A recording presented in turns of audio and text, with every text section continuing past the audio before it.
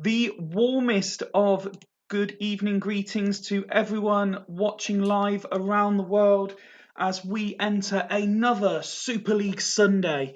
And I am delighted to say that I am joined by Mr. Greaves, Mr. Shithouse himself, the Loco Boss. How are you, pal? I'm all right, mate. I'm all right. Thanks for the very kind welcome. It's more than a pleasure having you here. And you were nice and early onto our chat as well. So we've had a good 10-15 minutes chat between us leading up to this. Yeah, it was Tonight, very nice to divulge into everyone's tactics and go through them all with yeah, me. no problem. It's the same. It's the same thing everyone gets when they come on, mate. So that's why I've got people queuing up to do co-coms in a minute because all the inside knowledge that they get. Tonight sees us reach the halfway point of the season. So just before we go into the action, you find yourself in sixth place above the dotted line, exactly where you'd want to be at this stage. I would like to be higher up. And there's an uncharacteristic 5 in the loss department and in the win department for me this season. Only 2 draws. I'm slacking. But yeah, I'm keeping in after the start that we had, being in the mix. It's good to be slowly making my way up the top without people realising. No, I So mean thanks for drawing your attention team to is that. one of the most spoke about per game about the. I think it's fair to say consistent inconsistencies that you've had this season.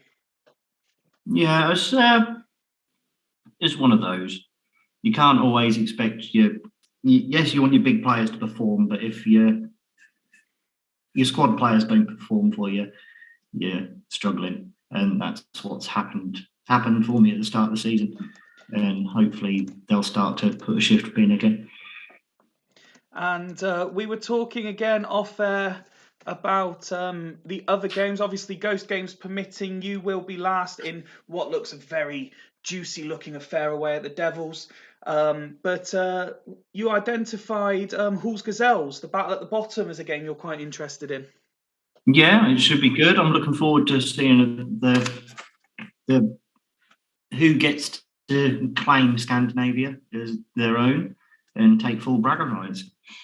Absolutely, absolutely. Well, let's jump straight into the action. As I say hello to Alf, Stee, Rob, Sloth, Swanee, Dimble, Tato, all joining since I last said hello to people. Good evening to you all, and anyone who is watching but staying out of the chat at the moment. Good evening to you as well. And the game has given us Dudley Hill versus Haggis Hunters to begin with.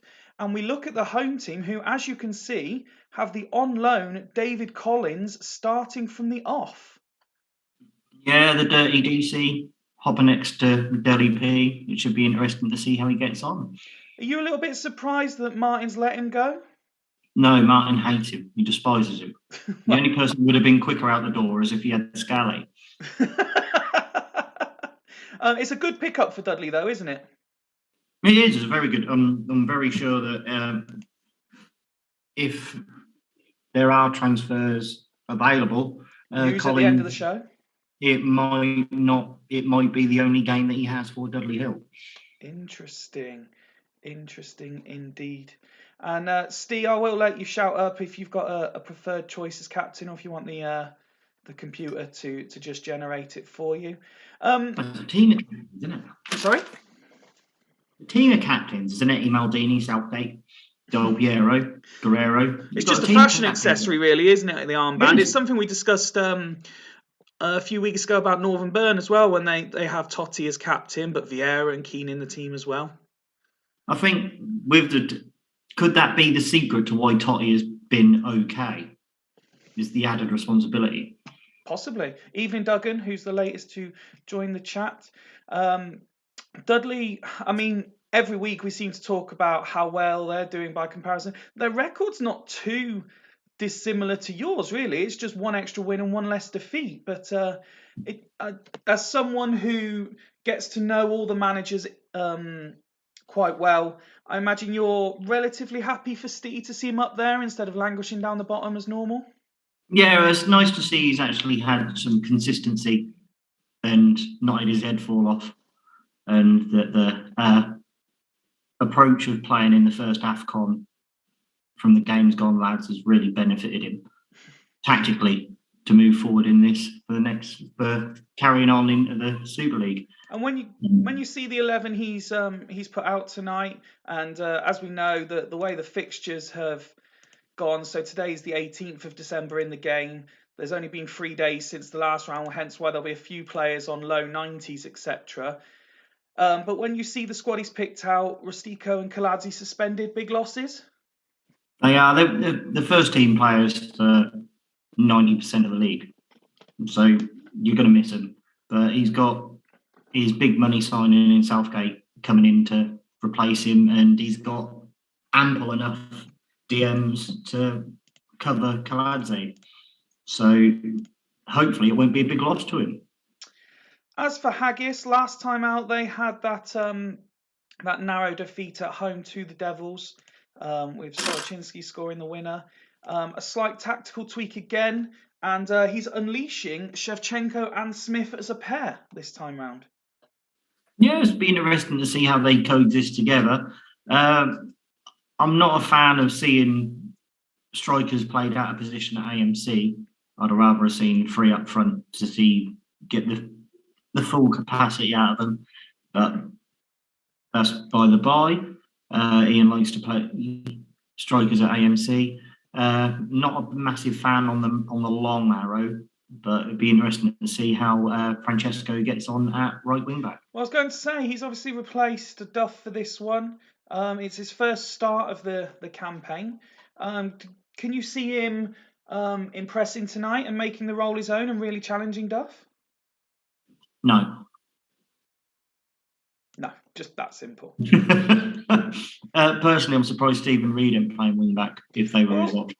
It was a slight surprise to me as well, given that since he's come in, Reid has featured in 6 games on the trot, I believe it is, but now he's dropped to the bench for this one. Yeah, I've just seen in the chat here, Mr. Campbell saying you might have missed a couple of hours. Yeah.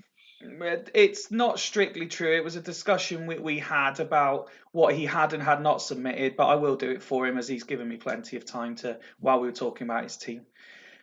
Swan very quickly putting in the chat 14-4-3 in the predictions for that one. So a lot of optimism around Dudley, not so much around Haggis, but is that almost too much pressure as well, as Steve just points out? It's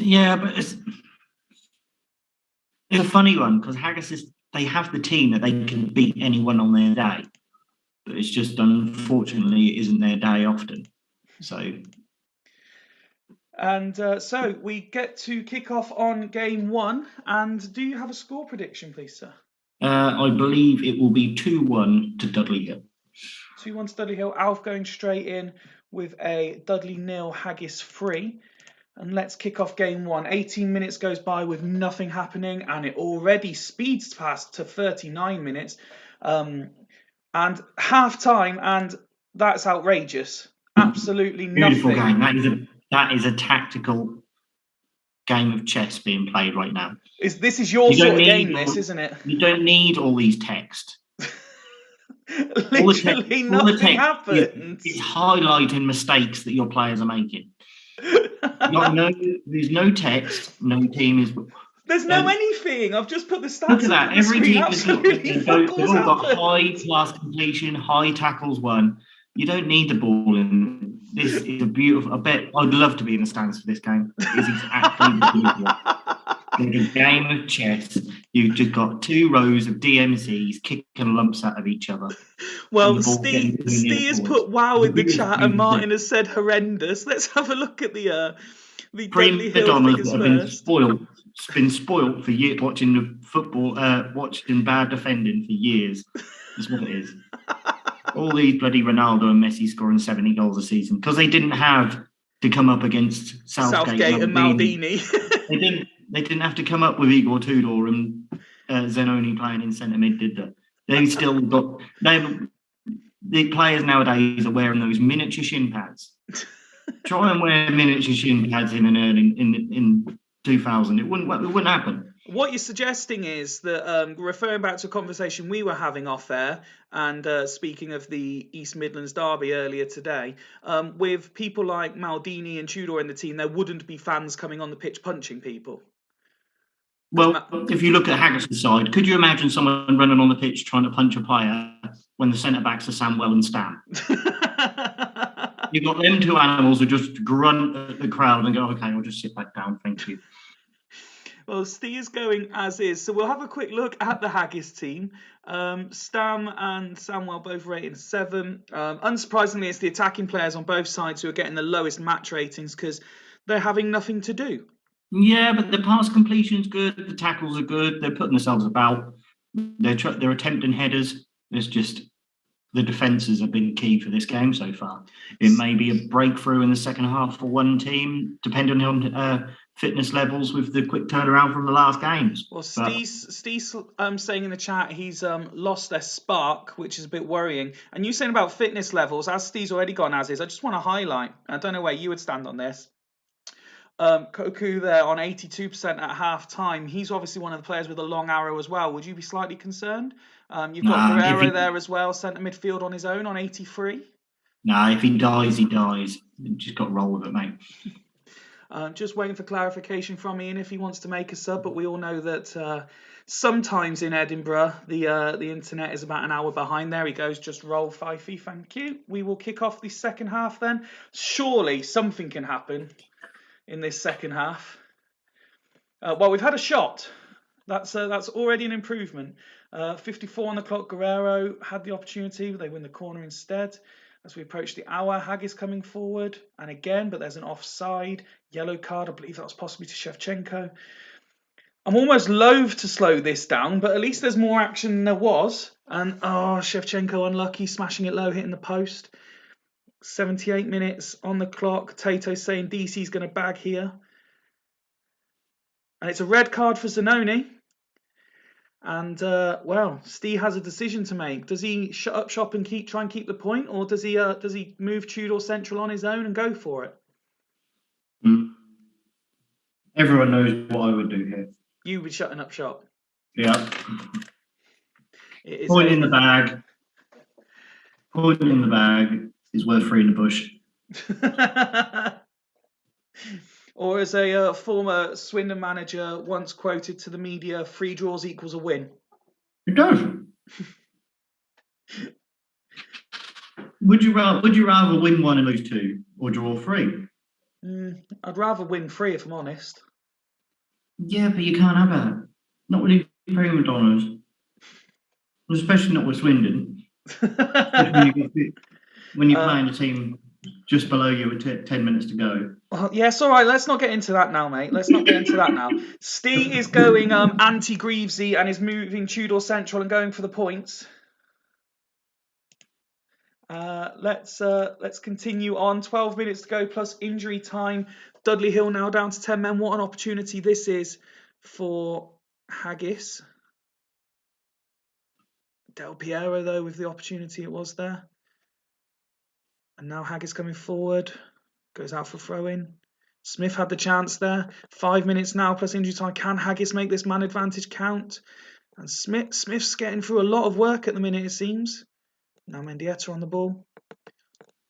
And it is Dudley holding out. There's going to be 4 minutes of added on time, which we're heading into now. And on the counter-attack, here come Dudley, and it's a free kick. Guerrero to line it up, strikes it, but he puts it wide. And we are into those 4 minutes of injury time. A quick goal kick is...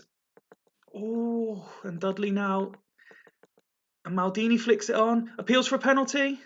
Gucci says no. And there is the full-time whistle.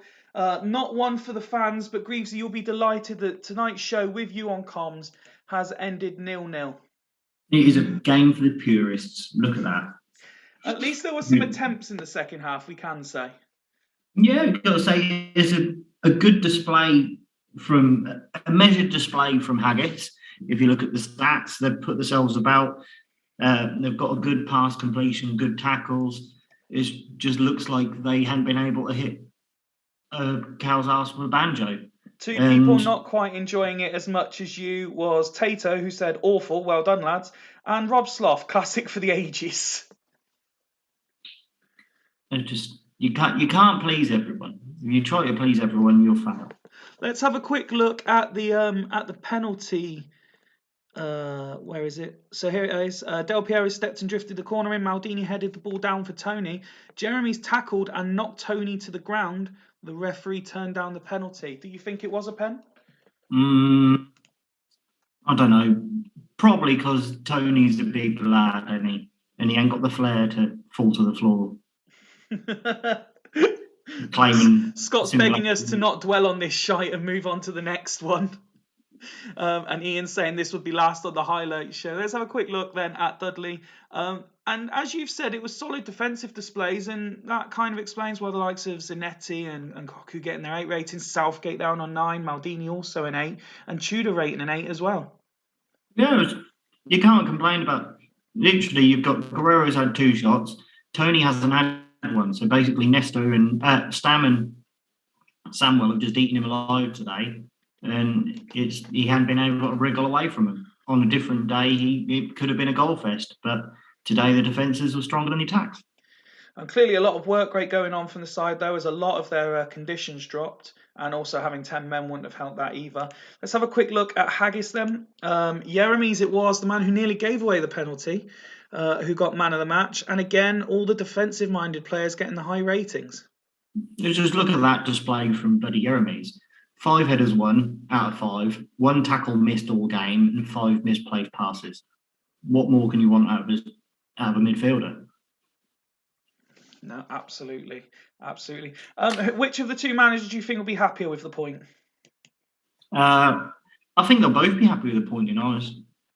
They could both probably feel that like they should have won the game. Neither will be happy with the point, but I think it was a game no one really deserved to get the win.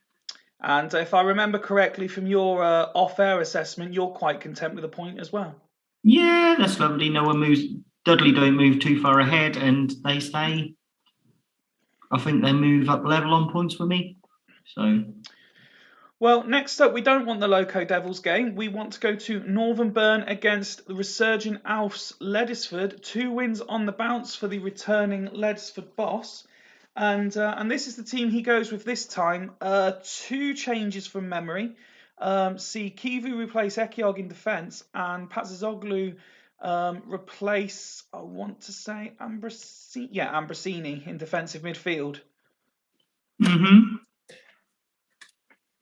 It's a solid squad, isn't it? Dan proved last year with his displays on how good the team is, and adding Van Nistelrooy to it should be an advantage. Paredes and Pazzazoglu are solid CDMs. I'm a fan of them at Scholl, and if Nicky Franco does half of what he should be doing, Alf's onto a winner. But they're scoring a lot of goals, obviously 7 in 2 games, but they have also conceded 3 in the 2 games as well. Are they a bit? They're not as tight at the back as maybe you'd like them to be. No, they're not. They're not that tight, but they haven't faced. They haven't in the past 2 games. They haven't played teams that are notorious for being tight either. Okay. So as they've played expansive football against expansive teams. So it'll be interesting to see how he gets on against a Northern Burn or a Fulchester, because I think that's where you get tested.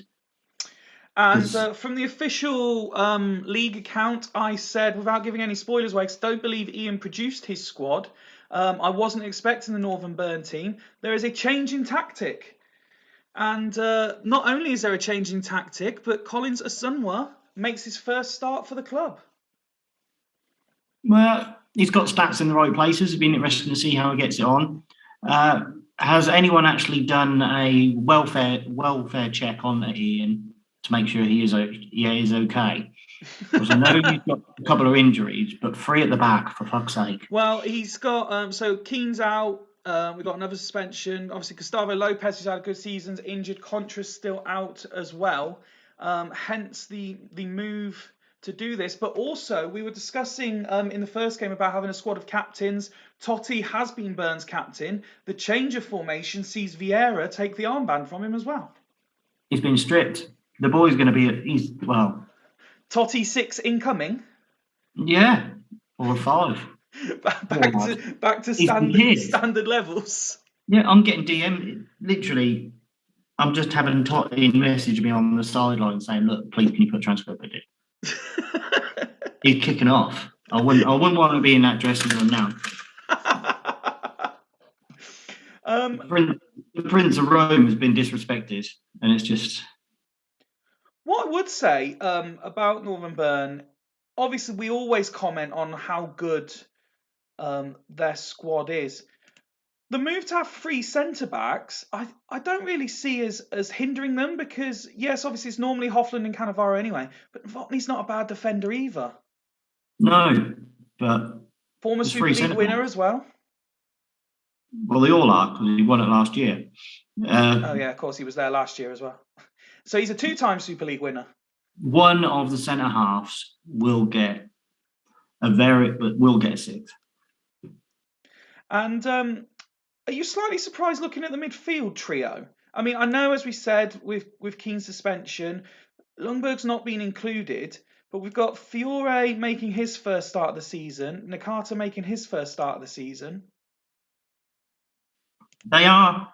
Or is Ian kind of sticking 2 fingers up at Alf, saying, "I don't need to play my strongest team against you"? It could be, but it's a very good midfield. Even it's just the back 2. Yeah, the back 3 rather. It's just my eyes are drawn to it, and it's just distracting me. Or the third choice, obviously, for this move is that Ian's thinking that there's going to be a solid transfer window about to open, and he's putting both of these players in the shop window. Yeah, has he done a gentleman's agreement with Alf? That's the thing. Bringing the game in. Literally, as I say that, Tato's put shop window for those 2. Steve's put Ian realising a transfer window might come and putting them in the shop window. So you're right, Nakata for Ronaldinho confirmed. With us heading to kick off then for this one, and Greg Leverton overseeing it as the referee, what is your score prediction, please? With the formations available, I think Leddersford will win 2-1. You think Leddersford win 2-1? Well, let's kick off and see if you're right. Unlike the first game, there is action in the first minute of the game, although 10 minutes go by and not much else. But there's Ronaldinho opening the scoring for Leddersford, and Alpha's really got these boys playing. Well, no one's defending against him. Ian's got 3 at the back against him. That's the issues. You might as well play with bloody 10 men. Steve's predicting a Burn 2-1 win. As we hit 38 minutes on the clock, Burn have played themselves back into the game, but failing to convert any opportunities yet. It's going to be 2 minutes added on at the end of this half, and there is the half-time whistle. Leddersford's resurgence continues with an impressive 1-0 lead over Burn, but it is against the run of play. Defenders getting in the way, aren't they? Defenders getting in the way. But this is something that we've spoken about times, and there was a little portion of about 3 or 4 games just recently where Ian seemed to solve the problem, but it seems for the majority of this season we've saying they create chances, they have plenty on target, they just don't score enough goals. Yeah, the goals will come, especially when he's got cheat code up top. It's a Super League. No one is going to score in every single game. Alpha reminding everyone that his side doesn't keep clean sheets in the chat. Let's have a look then at the stats. And the Burn Galacticos are not enjoying this change of formation at all, are they? Well, he's upset. Totti's putting in a shift for him, trying to get his armband back, bless him. But the defence are at 6s and 7s. Oh, very good. Very good. That needs putting on a T-shirt for you after that.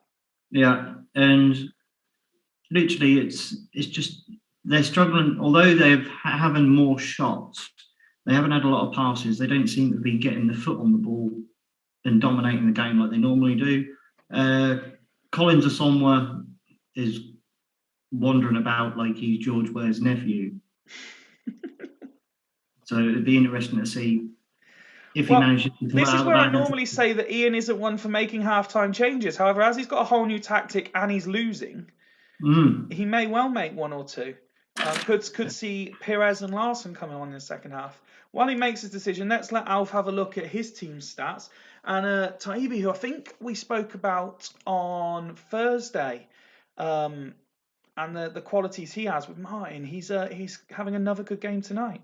Yeah, he's got a good average rating for how many goals he's conceded. Yeah. But he is a very, very good goalkeeper on this game. Very underrated. Jens suggesting in the chat that Alf is going to champ Leddersford to the playoffs. He's been on that drink again, hasn't he? We got to stop hitting it so hard so early, Jens. I'm just waiting for either manager to make a move. It'd be nice if I know they're both in the chat. So if either of you can just confirm if you want to make any changes, please. I'll give you 30 seconds or so, and then I will just hit continue.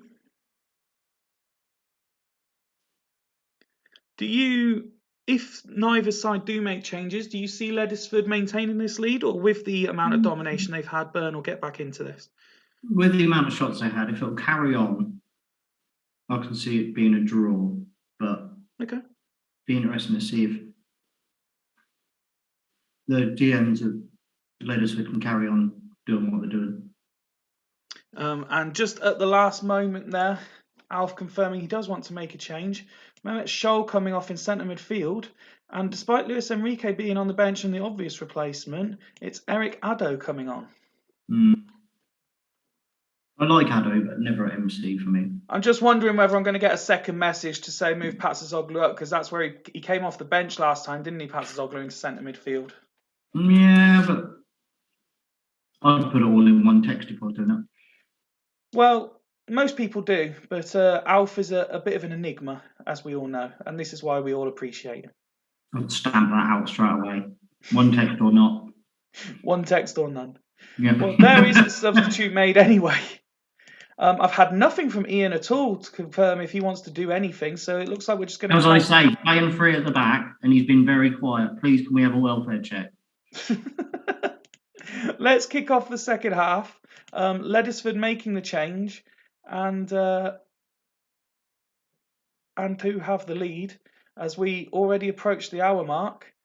Got Tato saying let's go as we've kicked off the second half, and Leddersford with a chance to make it 2 there. Don't take it.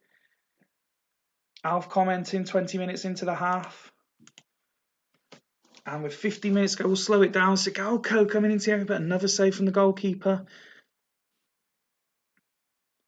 Surely Burn have to take one of these chances. Robin going for the top corner, but another save. And there is Robin on the rebound. Makes it 1-1. You did say this one could end in a draw. And it's his 5th of the season. Has levelled things up. But here come Leddersford.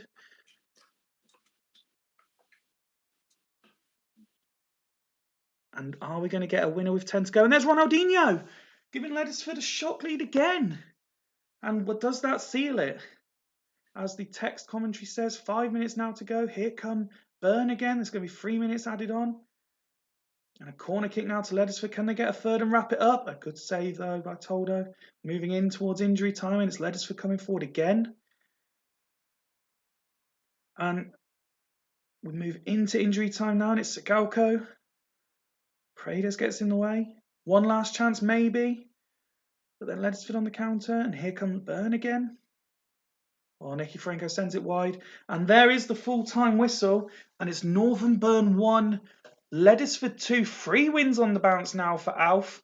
Is it 3 losses on the bounce for Northern Burn? Well, my question was going to be, I don't think anyone's concerned that Northern Burn aren't going to make the top 6, but they are very rapidly dropping away from the top 2 now. Look at there's worrying. And look at those stats as well. Leddersford continue to create chances. Ian will be... If this was Macca, we would be getting a message saying laptop fully out the window. Yeah. You can't argue with that. It's just too many shots and too many The game was too open. This is a complete contrast to the last game that you really enjoyed. You don't like this at all, do you? Well, there's too much unpredictability. You need Let's all these have a shots. look at the Northern Birds They go stats. into anywhere. I mean, we know they created Look lots at of that chances. fast hole though. Again, look, he's just a pest.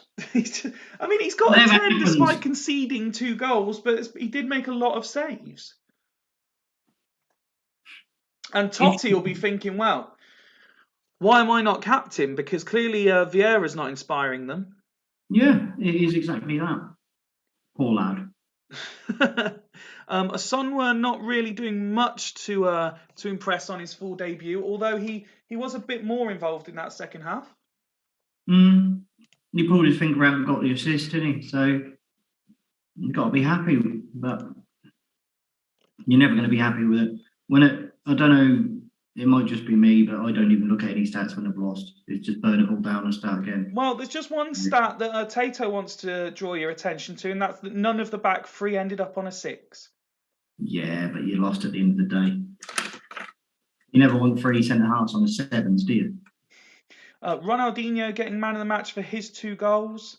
I mean, the ratings for Ledisford aren't even largely as good as they were for Northern Burn. It's just a solid team effort on the road, really. Yeah, Nicky Franco still stealing a living off people in the Super League at the moment from this save. And Wes Brown's lucky. How has he got an 8? We're missing more than half of his tackles. He won most of his headers, though, and completed virtually all of his passes. Yeah. But he's a defender. You want him to be tackling. Yeah, well, as a given, I want my centre halves to head of the ball, and it's interesting your approach to it though, because I think it was Macca said a couple of weeks ago when he was on that if it gets as far as the defenders having to make a tackle, then they've already made an error. Or was it possibly Hodgie that said that? Yeah, it depends on how when you're blessed with the ginger beast in front of them.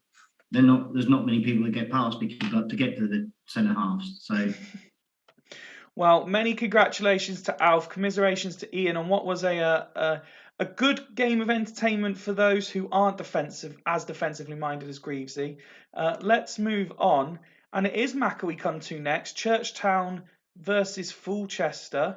One change for Fulchester as Rui Costa wasn't quite as fit as Macca would have liked him. So Ronaldo, after a couple of decent games up top, reverts back to AM, and Vennegrove Hesselink comes in for his first start after 11 goals in 10 reserve games this season. He finally gets his chance to impress for the first team.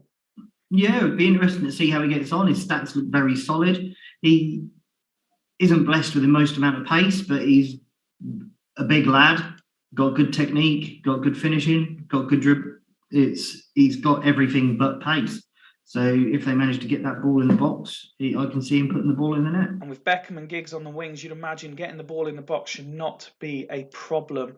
They find themselves just above you in the league table at the moment. And last time out, they had the 1-1 draw with Halls. Veron did open the scoring in that game. And I know Macca and Ryan were a bit frustrated not to perhaps win that game. Yeah, you'd be disappointed not to see the game out, hence why there's been a slight personnel change up front. They're just hoping to find someone who backs the goals for them, aren't they? Absolutely. Let's see if Vennegrove Hesselink could be that man. As for Churchtown, again, every game week, I've got a lot of time for Dimble's tactics. Very clear. There's just slight tweaks, but they all get a very clear tactic title. Alex it was who made his debut last time out and scored, signing on loan from Dudley Hill. Impressing there. We quite often talk, particularly when we talk about your side, in fact, with other co-commentators, the need for consistency, particularly in defensive areas. And obviously these two I don't think will be up there with some of the star-studied centre-back pairings. But Viali and Terry, ever present so far this season, and continue to be the go-to defence in front of Khan. Yeah, I dare say after losing Okoronkwo, they are his 2 best centre halves. And you want to play your best 2 every time you can. So it'll be interesting to see. He's got very good DMs in front. Mendes de Silva should have grown well in this save now, and Tomasi I put him in the top 3 DMs in the game. No, absolutely. And again, I just highlight it every time because I enjoy that certain managers are giving new players a go. It's a delight for me to see Luke Chadwick make his 7th start of the season. Yeah, his stats look good. He always does well on the game if you play wingers. And yeah.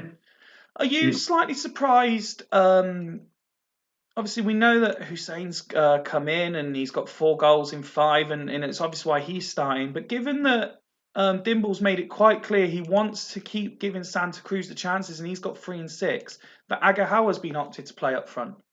Yeah, he's rolling the dice a bit. Where you go as 3 and 6, but he's also come off the bench twice, so he's come on at half time 3 times. So he's been given ample opportunity to get the goals, and he's got 3. So I can see why he's trying Agahawa for something different. And just before we go to kick off, Ian, absolutely no worries at all, pal. Family always comes first. Hopefully everything is okay, and let us know if there is anything you need from us to help with Northern Burn in the meantime. Let's go to kick off then, and a score prediction, if you will. A classic 1-0 to the Fulchester. Classic 1-0 Fulchester. Tato is going in first this time with a 2-2. Interesting to see. This one for me is the battle of the new strikers, with Agahawa playing up there for Churchtown, and obviously Vennegrove Hesselink with his fine reserve form. Who is going to make the impression? As everyone quite rightly sends their best wishes to Ian. And 23 minutes on the clock. There seems to be a fair bit of action, but no goals yet. And there is a goal, and it's Nicky Butt's first of the season. So now the man that can do everything really is doing everything. And there's Nedved making it 2 for the away side. And are we in danger here of Fulchester perhaps running riot? Yeah, it's always worrying when you see Fulchester get into their full stride, because you never know what could happen. Macca's literally on a plane, or plane even, and then put fuck's sake, but spelt sake wrong. Everyone loves autocorrect on these chats, but then I'm presuming Nicky Butt is the man being described as the king. The halftime whistle goes, and it's Churchtown 0, Fulchester 2. I mean, deservedly so when you look at the stats. Although when you consider the strike rates of other clubs, maybe 2 out of 4, it's a very good rate for Fulchester, but a little bit generous perhaps that they're 2-0 up. Yeah, it might be a bad day at the office for Khan. Unfortunately, Churchtown have struggled with keepers' ratings over the seasons. Oliver Khan is a very good keeper, and I'm sure he'll pull it together, but he is prone to throwing the odd 5 in as well. No, absolutely. I'm just enjoying Macca explaining his current state, and Ian Ian suggesting there may be some mile high action going on to celebrate the first half result. Anyway, let's have a look. Despite the issues, you mentioned Mendes de Silva in the build-up, and he's the one who's really excelling for Churchtown. Yeah, everyone else, it's all a bit average. He's getting his foot on the ball as well. He's nearly double the amount of passes, isn't it? So he's doing well. He's putting Van Bommel to shame, really. It looks like he's been starved on the ball out wide, hasn't been able to had a lot of success down the left, but yeah, you want to see more passes from your players when you're playing at home, don't you? Even against top opposition like this, when you have the ball, you need to keep it and use it, don't you? Yeah, everyone's teams are strong enough to dominate a game at times. Despite being 2-0 up, Mac has described this performance so far as being wank. But let's have a look and see what his team have done. And it's pretty much an all-round, again, we say it a few times, especially in recent weeks, solid, particularly away performance. Yeah, it's the quality of the league, isn't it? I always say if you want to win your home game, you're disappointed if you don't win your home games, but if you get a draw away, it's a good result. Dimble's answer to this is just to swap the two strikers around, nothing else.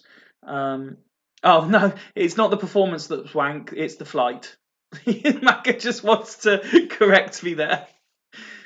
Although I'm glad that he is able to enjoy this from however many thousands of feet up he is in the air. It's Ryanair, it won't be that high. Jens is also pointing out the joke about Ryanair. And Venegar of Hesselink has only been given 45 minutes to impress. Michael Owen is coming on in standard Fulchester, let's swap the striker form. He loves pulling off a striker at half time, doesn't he? He loves pulling off a striker.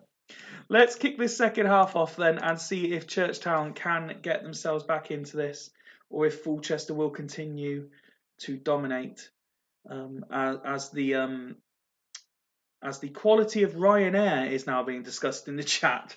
Steve Knotts saying he will not use them or hasn't been on them again since the one time he did. Just past the hour mark, Churchtown haven't managed to reduce the deficit yet. Here come Fulchester looking for a third. There's an offside decision. A lot of Fulchester attacks at the minute. Still not seeing any reason to slow this one down at all.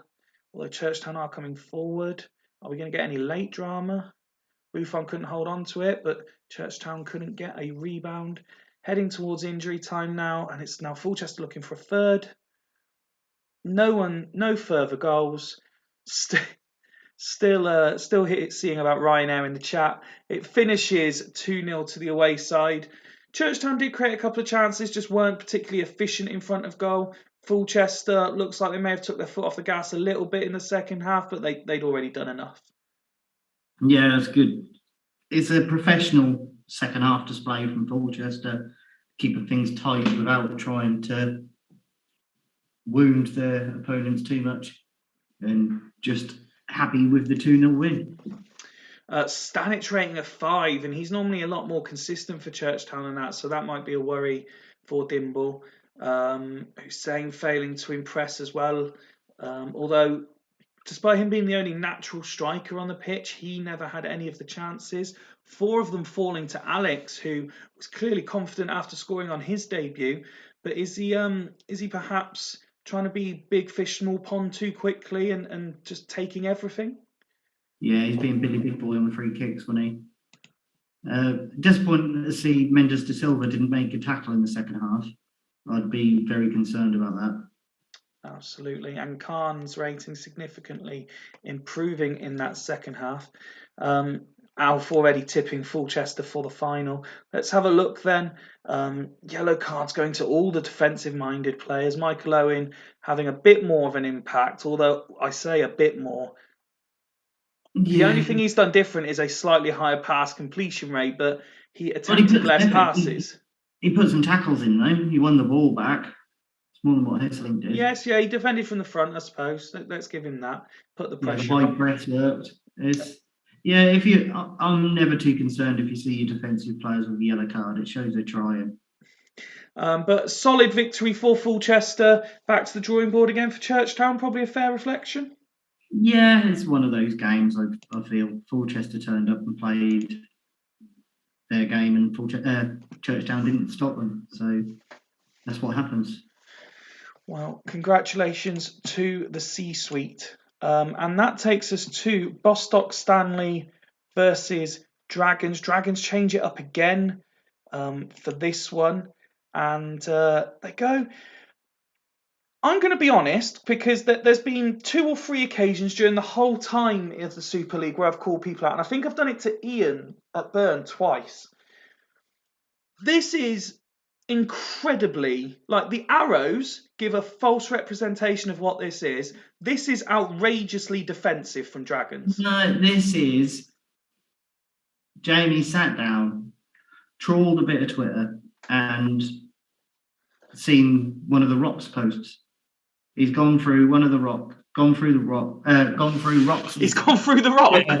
He's gone through Rocks' Twitter, and this is basically his what he played with his Atletico Madrid save on Twitch, and even with the diagonal arrow from AMC, and it's an okay formation.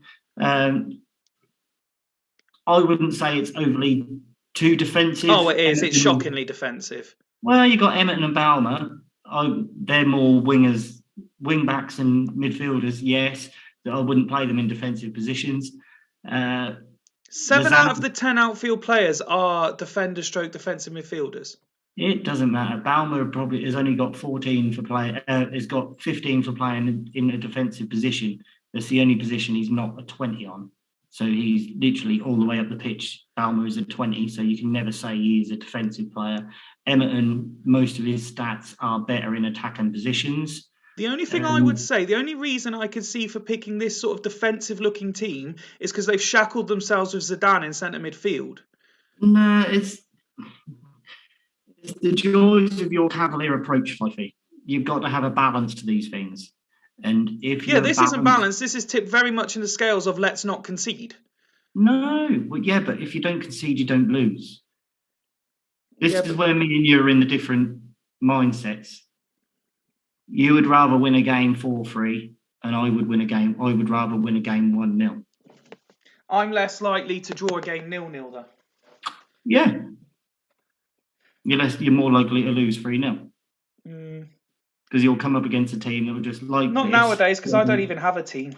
No, but it is the case of when you were privileged enough to be in the league, and it was a privilege. Every so often, there'd be a shock result, and you'd have your arse handed to you because the odd player who would normally be cavalier didn't perform, and you were shipped a load. Well, let's see what he's up against with the very much informed Bostock Stanley, who, again, I just want to point out, since the 2-0 defeat to Dudley, and now 6 on the win, 6 wins on the bounce, I should say, sorry, only conceding 2 goals, although those have come in the last 2 games. Now, Anelka, we know, with the unbelievable shooting accuracy this season, unreal figures from him, and looking to get into double figures on goal tally. If you remember Swanee's predictions for this, and he's just put the results up for this one, no one backing Dragons to get a win here. Well, Bostock are the form team in the league, aren't they? Absolutely. You've got Anelka is scoring goals for fun, like everyone knows he can actually do. It's just he normally gets pissed off after a year, and you have to get rid of him because everyone hates him. If you keep that boy happy, he'll keep you happy. No, in the interest of fairness, because I do try to be fair, Bostock have exactly the same amount of defensive players on the pitch. Yeah. But you don't get the same defensive feel from this team. Why? Why? Literally, they're both very good, proven formations, and the difference is Scott has got one extra player in an attacking role. Because you can say what you like about if they have a DM or an AM in their name, in their stats on this game, but the DM, the defensive part on this game is dominant. Mm-hmm. So if you could teach Carlos Shacks to be a DM, train him to be a DM, and that would override the AM. And he would come up as a DMRC instead of an AMC. It would override it. He can still play AMC. That's why Kieran Dyer is a DMR. His stats actually dictate better to be a right winger. That's why he's so dominant at right wing back. Yep. But his initial, if you go into the editor, yes, he's got a 20 for wing back, but for defensive midfield, he's got a lower stat than what he has for an AMC. Scott has been rocked by a few injuries. Zé Roberto still out, as was Welsh. Bowyer injuring himself in training as well, hence a slight tweak to the team. How are you viewing this one? Are Bostock going to continue their run, or are you going to opt for Dragons to pick up some points here? Bostock, Bowyer is a big miss. Yep. I'd like to see Decor play well, but I've never seen him play well because he never played well when I had him. So it'd be interesting to see if he does well in that centre mid because he is up against Zidane. But is Zidane going to turn up as well? it's all ifs and buts to who wins the midfield battle, in my point of view. Okay, and if the midfield battle is Decor versus Zidane, there is only one winner for me in that particular battle. Ian, Mr. Campbell, has just put in the chat as I hit kickoff. Fascinating listening to Greasy's insight into the game. You're always welcome here, Campbell. Always welcome. And Dragons there with the first opportunity, but unable to convert. Bostock now trying to come forward themselves. Yellow card handed out by Mr. Eady. Greavesy's walked off already. There's far too much attacking going on as we reach half-time with again. Okay, maybe I'm being harsh. It didn't seem a lot had happened there, although we did have a big chunk of time go by with nothing happening whatsoever. But we're at half-time. It is 0-0. These two 7-man defensive sides completely cancelling each other out and offering no excitement for the fans, although Greavesy, who's now returned to the studio, will be loving these stats. Yeah, it's the midfield battles. Not enough tackles won for my liking, but then it means that probably it's been palmed off to another person to complete the tackle. Yeah, not a lot of offside, which is always nice to see. Scott's keeping a tight ship, and you just hope that a team's going to put the foot on the ball in the second half and sneak that winner. Alf says this is what happens with 14 DMs on the pitch. It's always nice when Alf starts calling people out as well. Let's have a look then at the home side first. Sylvester, the pick of the bunch with his 8 rating. Anelka's trying to do bits, but he's in fact not even the one that's had the shot. Saviola has been, possibly from distance with how compact and tight that midfield is. Scott's retort.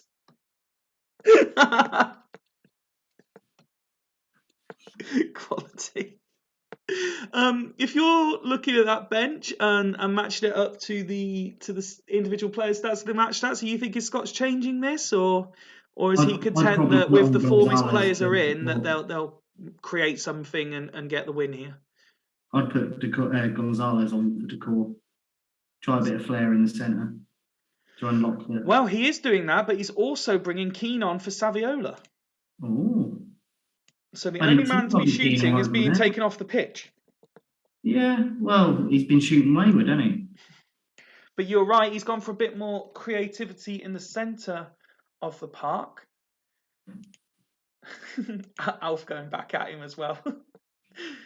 Okay, Alf, mate, as much as I enjoy the thing, you can't be arguing Van Nistelrooy when you've got the best shooter in the league on the pitch for Bostock Stanley. Let's have a look at the Dragons team. Arguably slightly better individual performances. Defence haven't really had much to do, probably emphasising where the centre-backs are rating so lowly. And the bit is as well, Cliver only needs one chance, doesn't he? He does. I put a thread up of players who haven't yet featured in the league this year, and I'm just interested in your thoughts. Obviously, Zidane's having one of his better games here, but if Dragons are going to persist with this, could you see Mark Kerr maybe getting a run out at some point in midfield? Maybe. I do like Mark Kerr, but it's one of those when you've got so many players in your team as it is.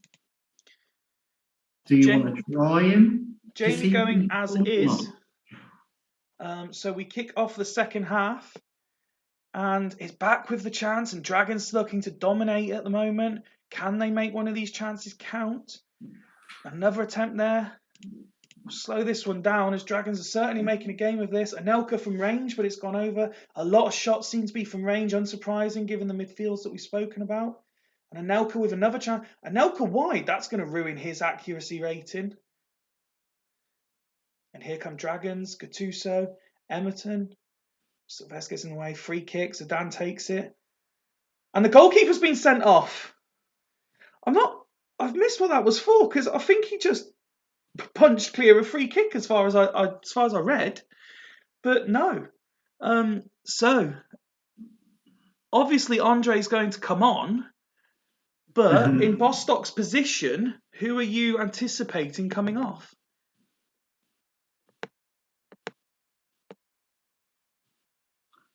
I don't know. Maybe take Jax off. Think Jackson just have Keane support and Elka? I'd probably take the striker off if it was me. No, so Scott's going to go for it as well. Live is going centre. Guigu is the man being sacrificed. And Martin in capital letters, Andre the Giant. Let's slow it right down for the penalty because everyone loves it when I do this. And it's Zidane to take. It's not even a penalty. Oh, we'll speed that up again. I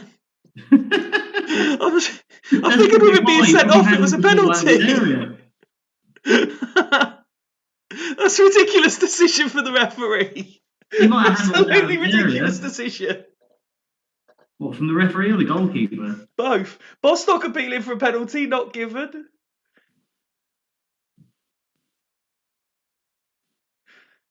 Another yellow card handed out. We've got 5 minutes plus injury time to go. And it's back. And Zidane, but Andre gets in the way. 3 minutes to be added on. I can't wait to find out what's gone on here because I was sure if he'd been sent off, it must be a penalty. There is the final whistle, and the two teams that have gone very defensive with their personnel have cancelled each other out for a 0-0. Let's have a look on 81 minutes what exactly happened before we dive into the stats. So Emerton had to find a way past Sylvestre. Sylvestre held him back, so a free kick was awarded. Zidane lined it up, and Aleph Rapoulis pushed back in the chest. Surely that's a penalty. Well, only if it's in the box. Well, if Zidane's taken the free kick, where else is the goalkeeper going to be? This isn't Mean Machine with old what's his face running up for set pieces. Well, you don't know how far out the free kick is. They could have been demonstrating with a referee. I think Dragons potentially have been robbed of a penalty there, and they've definitely been robbed of a win, in my opinion. Looking at those stats as well. Especially playing such a defensive formation. You don't know why it's not just. It's just beautiful, isn't it? You'd think that you can see why it's a draw. It stops Bostock run of wins, but it keeps the unbeaten run going. And as has been pointed out in the chat, another clean sheet.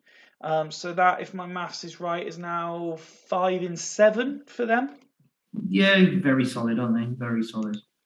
Let's have a look then at the stats. Andre coming on and rating an 8, so I imagine he will be back in for the next game.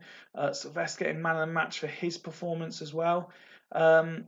Just a bit quiet in attack. Other than that, it's fairly decent really for Scott. Yeah, another good display from Sylvestre. He's been very solid this year. And then we'll have a quick look over at Dragons then. Zidane, the man that I'm aligned for being in the team, getting one of the better ratings. Clivert was busy. He only had the one chance though. I'm guessing looking at who's had the shots, there was just a lot of shooting from distance from both teams. Yeah, very deceptive, the shots from distance. You can have about 10 of them and they'd be from bloody your own half, and keepers just picking them up, but they're still on target, aren't they? Absolutely. So that game ends 0-0, which, again, looking at your individual position, not a bad result, really. No, it falls nicely in. It keeps everything quite nice and tight. We, again, don't want to go to Devils. So let's go to the battle at the bottom. Let's do Hulls v Gazelles. And let's have a look at what Jens has come up with. He's gone for the Hulls narrow, which sees Crespo play up top, supported by Hercy, Ricardinho and Brozek. Vogel in that centre midfield. That one man in centre midfield has certainly, no matter how people tweak these formations, is very much the popular thing to do. Candea possibly, more used to being played out wide from the start, but he's starting central and running out there. What do you make of this? Yeah, it's a very solid tactic. I'm a big fan of it. It'd be interesting to see how Brozek and Hersey do supporting. You've got old loco boy Ricardinho sitting behind, and yeah, Vogel's very good in centre. Hopefully, he'll be able to dominate a game. No, absolutely. And how critical is this for both teams really to get the points? Yeah, I think Jens is getting the brown trouser time. He wants to start a run now so he can start fighting his way up the table, isn't he? And as the news broke that Collins had signed for Dudley, we then got the news that Vieri was out for 2 months. Tom Madeira's replaced him in the first team squad, but doesn't make the bench having played for the reserves. Forlan tasked with leading the line. Yeah, less said about that, the better, I think.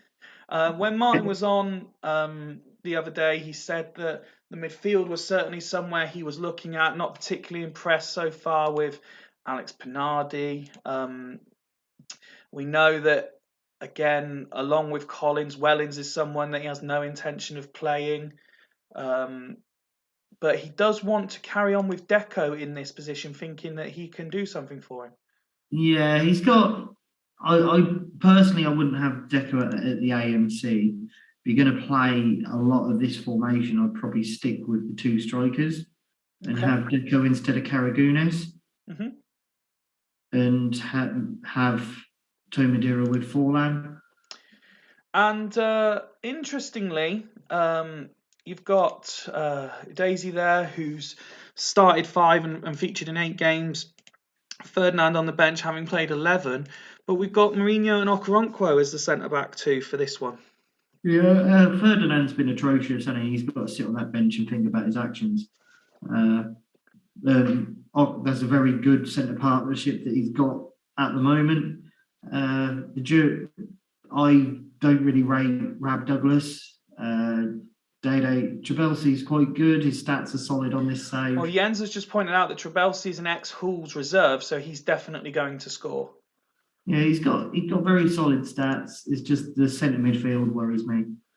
He's not featured for any Super League team in this save, though, so far this season, until tonight. Yeah. Let's kick off this basement battle then. And do you have a score prediction? Hulls will win 3-0.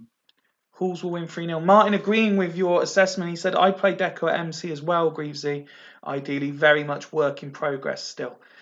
So you're going for a Hulls win here.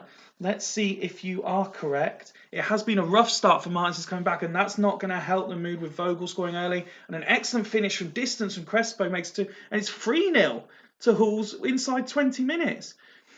Martin is not going to enjoy seeing this. Both Alf and Stee are already wrong with their predictions, as Hulls have gone mad in this one.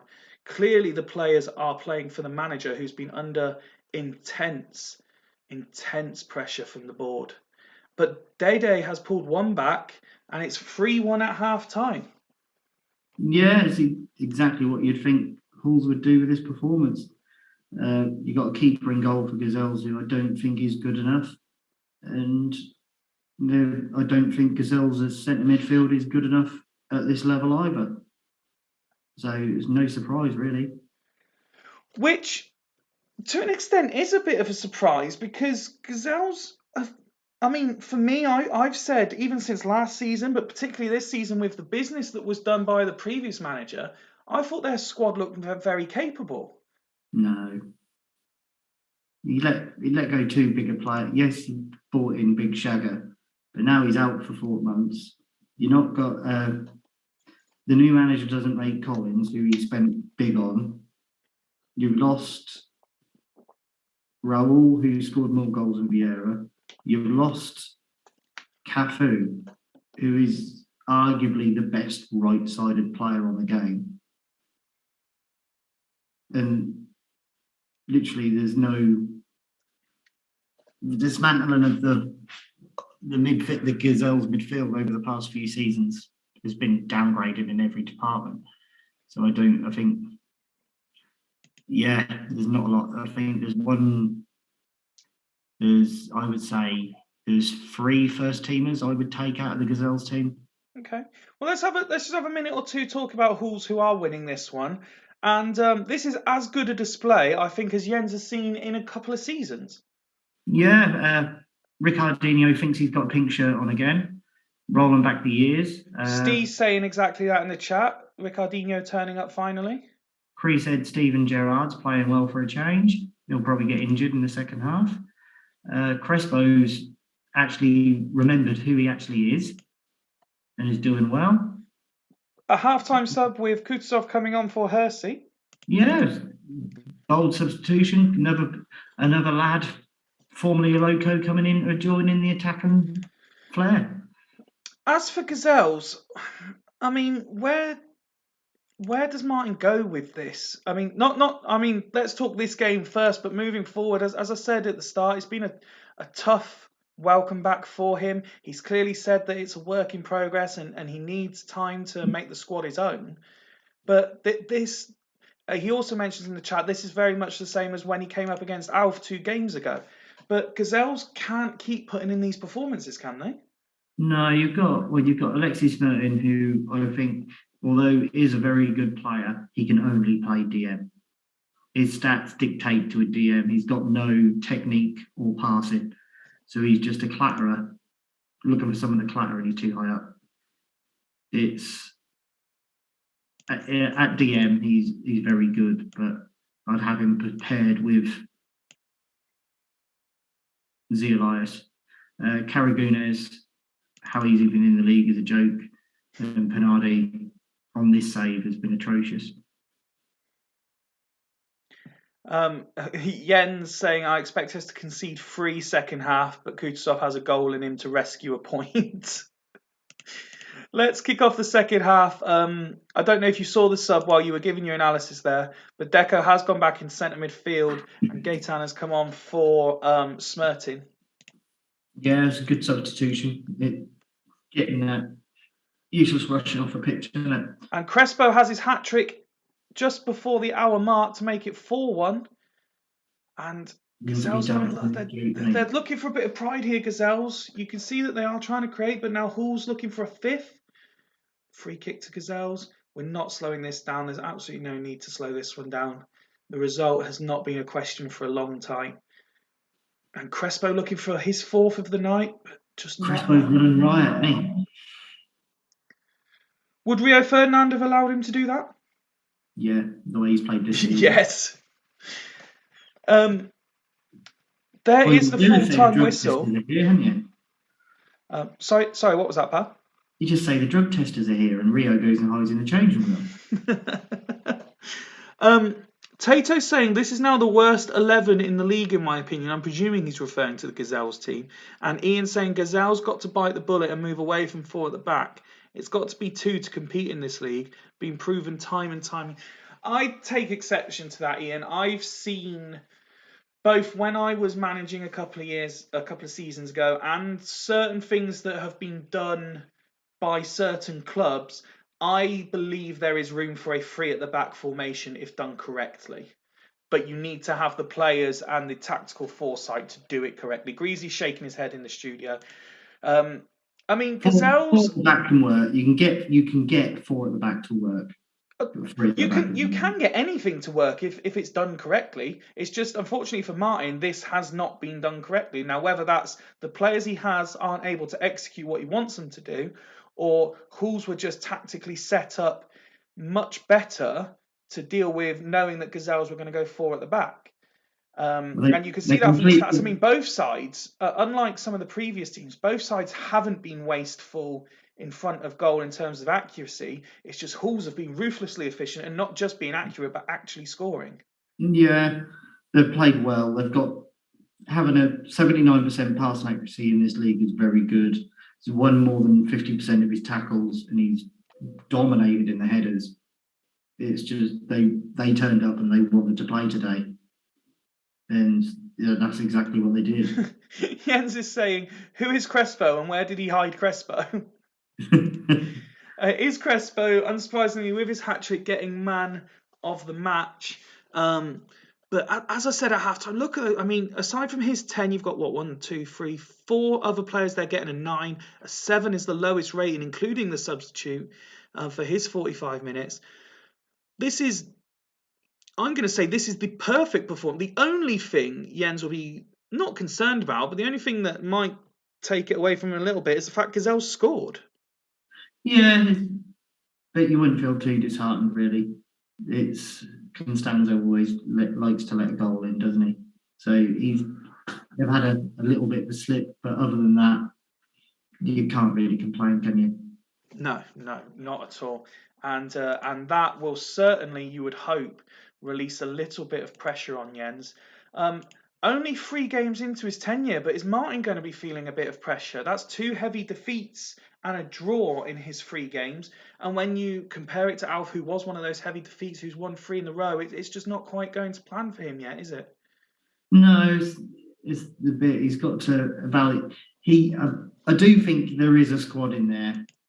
Yep. Will play, but he's just got to. As you said, in your opinion, you said the midfield is the key area Martin needs to look at because you think it's been. I mean, your club's been widely criticised by many people for downgrading window by window, but you suggested that Gazelles, particularly in midfield, have as well. Yeah, they've got okay CDMs, but playing midfields to players to play in central midfield, I don't think they've got any. Okay, well, plenty of work for Martin to do. Hopefully, a reprieve for Jens, and that takes us. Is this the penultimate game of the evening? This is the usual Astor slot, who the game always decides play late, and they are away to Sloths. Last time out, sorry, the podcast derby. The podcast derby indeed. Last time out, Sloths lost 3-2, and their answer to that is to bring Ndai back for Desai in defensive midfield, and having that protection there sees Raul go back up top and make it a 3 again. Yeah, he does prefer 3 up front, doesn't he? I'm surprised Desai has been dropped from the squad completely. I was a bit surprised that Simeone wasn't dropped, given his starting percentage is 89. I wouldn't have an arrow on Simeone. I'd keep him putting tackles in there, but we know Rob's a madman, so. 2 interesting takes, just referring back to the last game. Duggan pointed out 7 of the Gazelles starting 11 were not even in the previous manager's 25. And Martin says, we appreciate the advice from the Painting by Numbers Brigade, but we prefer to die on this particular tactical hill. Once we swap the 9 pointless DMCs for actual midfielders, we'll see what happens. Perhaps a shot or 2 fired there in defence of his side now by Martin. Let's go back to this game then. Do you expect... We've spoken obviously a bit about 3 at the back tonight. Rob has not been scared to go 3 up top a few times this season. No, he is a fan of the 3 up top, and it is the I think if you ask Swan to bring up the stats of how many teams have played 3 up front, I bet Rob is the leader in how many times we've done it. So he knows how to set teams up tactically for the 3 up front, and yeah, he manages to get results from it. No, absolutely. As for Astor, who still have Chun So out and Orlando also out for this one, a slight tactical tweak again. Scally continues in what has been a largely impressive season by him. In defensive midfield with Good Johnson, Honshine Freyday, again, another defensive partnership that have been very good. Rayed, who has been playing slightly wider recently, but this tactical shuffle sees him in centre. And Donovan supporting Henri with ZZ Roberts only making the bench. Yeah, it's a solid tactic, isn't it? It's a very loco style approach to the game. I'm all for it. And it's nice to see you coming over at the dark side, Tato. You'll like it here, it's warm. They currently find themselves 7th. Obviously, not ideal for you in your position in 6th. But a lot of people, as they were as they have been for most seasons, still thinking Asta have all the chance of making it. I mean, we thought your side was consistently inconsistent. Theirs are currently 4-4-4, scored 14, conceded 14. Yeah, it's one of those. Tato's had a very good start, and he's had a bit of a crash of reality the past recent weeks. He's gone very solid. Hopefully, he can get a result from being solid against the expansive Sloth. Well, for the penultimate time then, if I can ask you for your score prediction. I think Astra will win 1-0. Asta to win 1-0. Well, the first 13 minutes goes by with nothing happening, and then a further 25 minutes goes by with nothing happening. We're almost at halftime already. Raul does have a chance before halftime, but doesn't convert. And here they come again. Sloths looking to try and maybe get a goal before halftime. It wasn't to be, and just like the first game of the night, it doesn't seem a lot happened. Although there were a couple of chances, as Alf predicts 1-1. Yeah, there's always chances in a Sloths game, isn't there? So it's just, yeah, if I was Tato, I'd be slightly disappointed by my percentages, but they're not. They're still in the game. They've limited Spartak to three chances. And Yep. Yeah. Let's have a look at the home side first. Then Raul, the pick of the pick of the attack as well, the pick of the team really. With his 8 rating, he's had 2 of the attempts so far. Pizarro. So the chances are falling to the personnel that Rob would want, which hasn't always been the case for teams so far tonight. And straight away, nice and quickly, Rob saying Zetterberg for Simeone.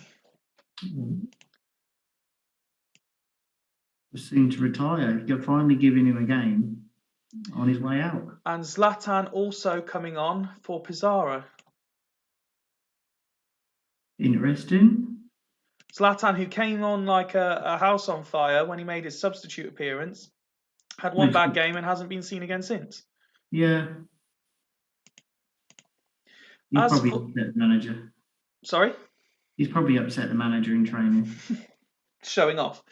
As for Asta, they've got a handful of players who are quite involved in the game, and the rest are not seeing much of the ball at all. Crucially for them, I would say, Rayed not getting anywhere near the amount of passes he usually does. Yeah, I'm surprised he had Rayed playing there instead of at AMC. In place of Donovan. I'd have had Rayed where Donovan is, and I'd have Emre on for Donovan. Okay, well, let's see what Tato wants to do to mix it up as the Gazelles debrief continues in the chat. And we are seeing a couple of changes, so let's go through these. So Romagnoli for Emre is there, and Donovan being swapped for Zizi Roberts doesn't surprise me too much, and then swapping places with Henri, so the big man goes back up top. Yeah, interesting. So both sides making 2 changes at half-time, and crucially for this one, changes at the top end of the field. Let's see whose substitutions works best. There's a yellow card for Salihamidzic. Ibrahimovic with a chance, but fails to convert. Asta coming forward now. Something looked harsh in amongst all that. Emre picking up an unsurprising yellow card. And there is Rayed from distance on 72, making it 1-0. And then 10 minutes flies by before I have a chance to slow it down. Can Asta maintain this, or will Sloths get a dramatic late equaliser? Balgar and Gamara. It's not at the end of the pitch that Sloths want, though. And Raul caught offside. That's going to infuriate the manager and fans alike. And absolutely nothing happens, and the game peters into full time, and Asta get a very respectable 1-0 win. A beautiful 1-0 win. Stopping Spartak from having any shots on target in the second half. The dominant away performance. No, absolutely. Sloths created a bit, maybe not as much as they usually do, which is credit to Asta, as you say. Babayara getting man of the match for his performance.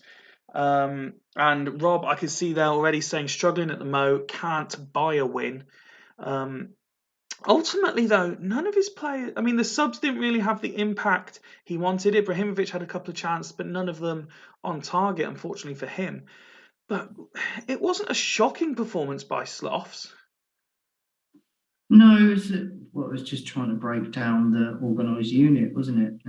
And as Ian says in the chat, anyone who nils Sloths at the Lubbock deserves the plaudits. Yeah, it's a very good performance. Let's therefore have a look at the victorious away side and look at all of those 8s in a row from all of the defensive players. That must put a smile on your face. Yeah, it's what you want to see. Everyone putting a shift in. Joey Johnson had a good game in distribution. Luckily, he had Scally next to him to finish off winning the tackles. I'd be disappointed, although Ray had got the goal, and it looks like he had a very good game. Significantly improved second half, Rayed. Yeah, but he's playing MC with an arrow, and he hasn't even attempted a tackle. You'd want he's not trying to win the ball higher up the pitch, so I'd have a quiet word in his ear to tell him that he's got to put a shift in for the team as well as. And Tato giving a bit of a shout out to Big Kid as well, the assistant manager there for his input in this performance. Congratulations to Asta as their steady season continues, and they put a bit of pressure on the teams in the top 6, of which we come to the main event of the evening, and the team currently in 6th. And the big news for you, missing Zambrotta and Montella for this one. Yeah, it's a dark day in Boston. Flags at half-mast. Tato saying Rayed is immense. He gets a free pass from tackling or running hard. Well, each their own. So the absentee of Zambrotta and Montella sees you tweak it to the locomotive pineapple. Yeah, I thought I'd give it a try. I do favour this on home saves. I think Seedorf could perform well there. I think Pancaro, although can play wing back on the right hand side, I don't really trust him in a full game at this stage of his career. So I've gone for a slight tweak. You don't trust him, but you trust Seedorf, who's done absolutely nothing in 9 appearances. Well, I've got faith in the boy. He just needs an arm round him, the lad. He's done 3 assists in 4 seasons in the Super League. It's because he's got constant critics in his ear. It's not like he's not been playing either. He doesn't need this hostility, my friend. He just needs an arm round him and the pressure taken off and just be told, look, people, just go out and play your game and then the critics will stop. And we finally see, obviously due to the injury to Montella, we finally see a return of the 1 appearance, 1 goal, then completely dropped from the team striker. Well, as Montella plays well, everyone keeps going on at me that Montella plays well better on his own. So I've just been listening to the crowd. So he's doing what he's been brought in to do, and that's play second fiddle to Montella.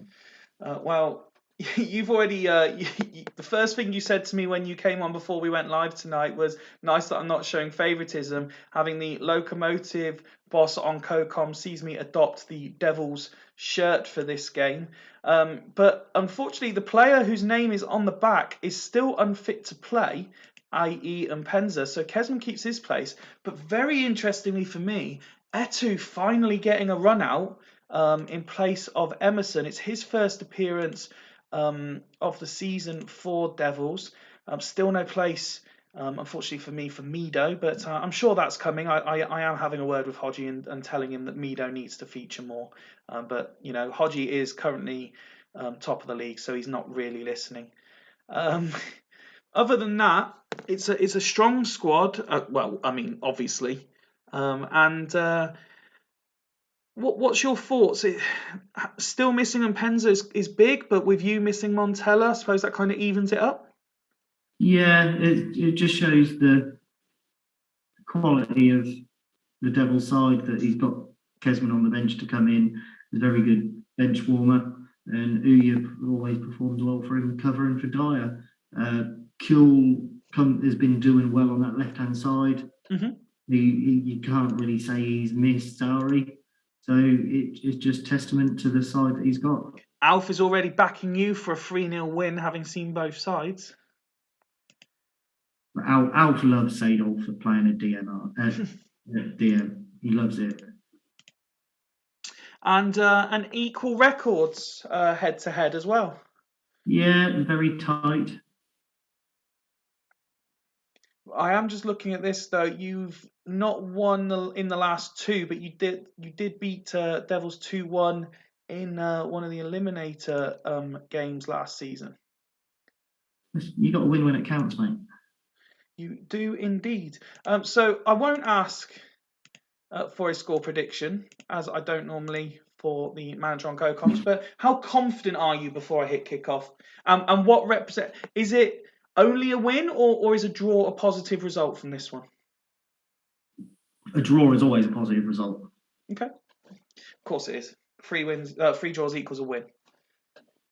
Let's kick this one off then and see what Loco turn up and what they can do against the current league leaders, particularly knowing that Asta, among the other sides, have already picked up 3 points, as Alexa decides to pipe up for no obvious reason. And Devils take the lead, and it's Ferguson's 5th of the season on 28 minutes. And it's Devils looking to come forward again, it seems. Here come Loco themselves. Can the pineapple contain Devils and hit them on the break? 2 minutes to be added on. So another harsh looking decision there. And Klompe picks up a yellow card on the whistle. And at half time, it is Devils 1, Boston 0. You've been creating chances, Greaves.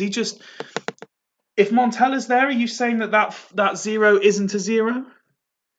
Probably yes. And he has a habit of scoring against Devils as well, doesn't he? Yeah, he loves a goal against Hodgie. Unfortunately, I haven't got enough passes away. I haven't won enough tackles, and I'm being dominated in the air. So it's not entirely going to plan, is what you're kind of suggesting there. I'm not sure I've seen Hodgie in the chat, but we'll have a quick look at the stats. Interestingly, the lack of time on the ball we has had, which would suggest a lot of the Devils' play is down there left, unsurprising given the absentee of Zambrotta. Yeah. Clearly targeted, would you suggest there by Hodgie? No, he's just taking advantage of what's there, isn't he? You're sounding quite defeatist at this point. Yeah, I'm going to start throwing teacups around the change room when I'm having chats to him. Hodgie is saying he's here. And Steve's saying that Barry's been class when he's had the ball. Well, he's had a flawless display, hasn't he? Won all his tackles, completed all of his passes, and only missed one header. Oh my God, hang on 1 second. Give me a second, please. Yep. All right. There you go. The cat just fell off of his ivory tower and then got stuck. As for yourself, these aren't ratings we're used to seeing. And when we've praised a lot of other teams tonight, because it's been largely the defensive players who have got the high ratings, yours haven't done so. No, it's shower of shit, isn't it? There's no other way to describe it. Figo's been trying to bloody show everyone how good he can be. Rivaldo's done fuck all. Donati's done okay. Petit is Manny Petit. He can't do everything on his own. Seedorf is even shit. Tonetto's shit. Klompy's shit. Larson's shit. Panjit shit. Right, let's make some changes. And what would you like to change? Del Vecchio for Panjic. Okay. Kluzny for Rivaldo. Swap with Scholes. Like that? Yeah, and roll from there. Okay. And I did see Hodgie saying same as, so we will kick the second half off and see if your double change can inspire your side back into this. It is Devils coming forward again, looking for a second though. Kuehl with the attempt as we reach the hour mark. Another yellow card handed out, and it is 2-0. No, Amar's goal disallowed. but they're coming forward again. And Klompe's been sent off. So at 1-0 down, do you go one at the back? No. Figo off for less than half. Bring Del Vecchio down to where Figo is and swap him with Scholes. Wait, hang on. So let me do that. So Figo for loosen off. Loosen off at centre half. Yeah. Del Vecchio down, swap with Scholes. There we go. So behind and going naught up top. It's an interesting approach, Greavesy. Let's see how it works for you. As Martin says, it's all gone Pete Tong. Here is Scholes and now Del Vecchio having to do the work between them with no one in front leading the line. T with a well-timed tackle. But it's Eto and Kuehl. Another chance wasted by Kuehl. Kaluzhny, Del Vecchio. Eto, Scholes. And it's Scholes saved, but he can't hold on to it. Nesta picks it up though. There's no one challenging the centre-backs. And now they come on the counter. Amar. And there is a goal for Amar. This time it can't be disallowed. And it's 2-0 to the home side. 4 minutes to be added on. And the minutes are just ticking by now. As Maka makes it in time for the full-time whistle after getting off the plane. And instantly says Hodgie will win the whole thing this year easy. Well played, Hodgie. Sorry? Well played, Hodgie. That was a shower shit. Yes, I was watching your reaction and there wasn't a lot of moments where you were looking like you thought your team were going to get back in this. Harry Kuehl picking up man of the match. And those ratings really are no one. I mean, I suppose you would say Kuehl, but that's just a solid team effort of everyone doing their job effectively, isn't it? Yeah, it's literally is what he wants. There's no player you can fault on that team, can you? No, absolutely not. And when you think that they've still got other players to come back into this team as well, it is a scary proposition for the chasing pack. Yeah. As for yourself, the subs all came on and had a reasonable impact. But obviously playing against 10 men, playing with 10 men when you were already losing was going to be very difficult. When you're looking at that, is there any positives you can take? Petit continues to be a very stereotypical Greavesy player and perform well. Yeah, well played, Manu Petit. The rest have gotten bloody well.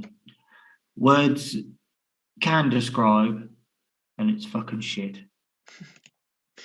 And that's all you can say. And that concludes tonight's action with 1, 2, 3, 4, 5, 6, 7.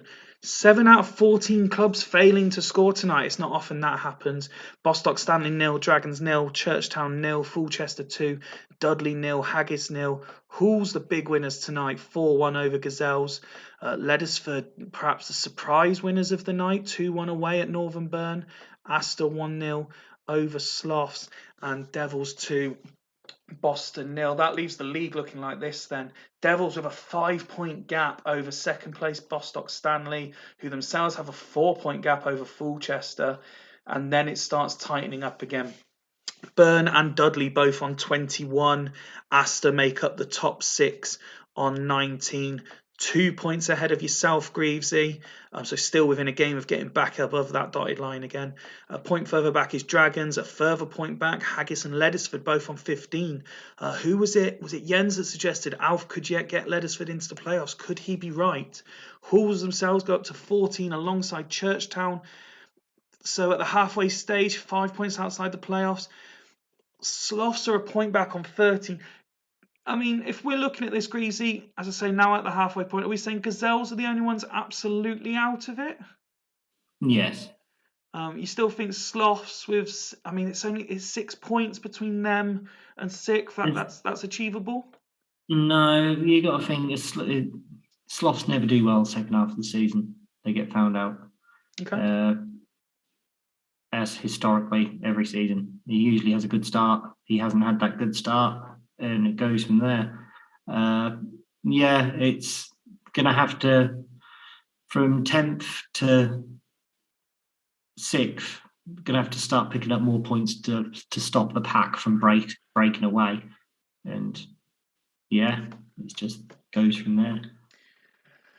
Let's have a look at Thursday night's games, where I've got the absolute pleasure of Hodgie on comms. He is away to Astor. Churchtown host Gazelles. That's another massive game for Martin if he doesn't want to get left well behind at the bottom. Dragons host Northern Burn. Fulchester against Sloths. Halls face Bostock Stanley. Ledisford Dudley. Has Steve got it in him to slow down Alf's machine at the moment? And yourself, you're at home to Haggis. What are you thinking for that one? Well, I'll get the chip. I'll get the chips on at the chip shop car park. Always a warm welcome. And I don't believe I've ever dropped any points to Haggis. So hopefully I can carry on that tradition. Tato realising with Hodgie on comms, because he's got this big thing that the game engine doesn't let Asta go on early, and with Hodgie on comms, he's last again anyway, regardless. He loves staying up late. He'd watch till the very end anyway. So he's a good lad. Absolutely. Let's have a quick look at the player stats then. Nicky Butt and Jeremy's joint top of the average ratings. Anelka and Montella continue to lead the Golden Boot. We've got, in terms of yellow cards, Sorochinsky and Vieira top of that particular list. Only two players, Okoronkwo and Van Bommel, have had more than one red card. The pass completion, Valgarin and Gamara, both Sloths defenders on 85%. Yap Stam at top of the tackles per game. Say Roberto and even Carlos Jacques is only 0.1 behind him, so plenty of dribbling being done by the Bostock boys there. And Nelka's percentage drops below 90% now at a solid 88. Continue to leading the way there. So news regarding transfers, which I know is why everyone has stayed up. After discussions were had, what we've come up with is we will give each team 2 in-league transfers to do, but that will not include any deals done with the new managers, Alf and Martin. So if, for example, yourself, Greavesy, you get 2 transfers. If you do one with Ledisford or Gazelles, that doesn't count towards your 2. So in theory, you could do 4 if you do one with each of those managers as well. The new managers will be capped at 5 to give them a chance to shape the squad in their own image, which I would like to think everyone would say was fair and fairly clear. There can't be anything really misconstrued there, can there, Greavesy? No, it's. I think given that everyone other than Alf and Martin had essentially 7 transfers to deal with before the season starts, 2 in the middle seems fair. And it gives Alf and Martin a chance to shape their squad as well. So to confirm, everyone can do 2 deals with whoever they want, but any deals done with Ledisford or Gazelles don't count towards those 2.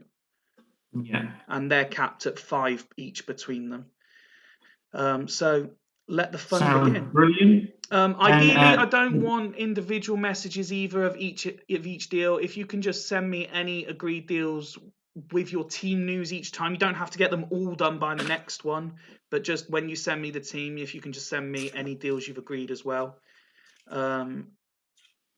Let's have a look at the instant reactions. Hey, a great idea, Fife, mate. Exciting, good, glad.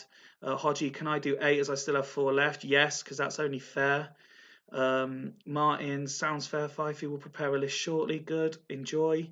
Duggan, great shout, that spices things up. I'm glad you approve, pal, as well.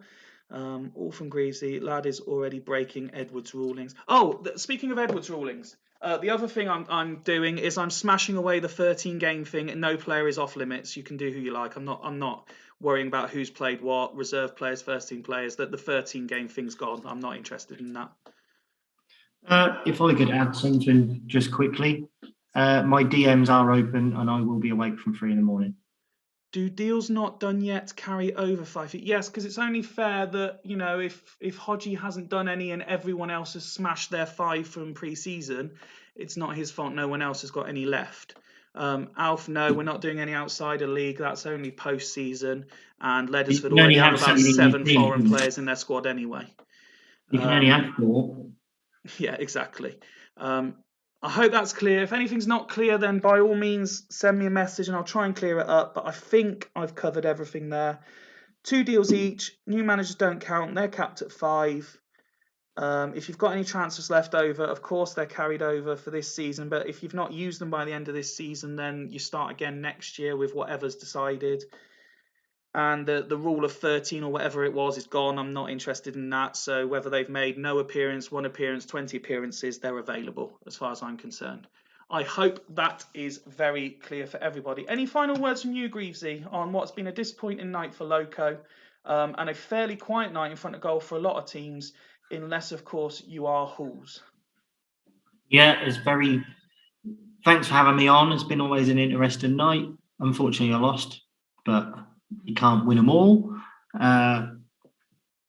Great news about the transfer window opening and what's happening. And I say again, my DMs are always open. If anyone, I know my boys put on a good showcase for people that want to buy them. Anyone in that shower shit, everyone is for sale. Excellent. Well, thank you very much, as always, for your time, Greasy. I know you have an early start in the morning, so I will let you get off. Until Thursday, packs will be out tomorrow, most likely, because I have things I need to do tonight before I go to bed. So from Super League HQ until Thursday, it is a very, very good night. Happy dealing.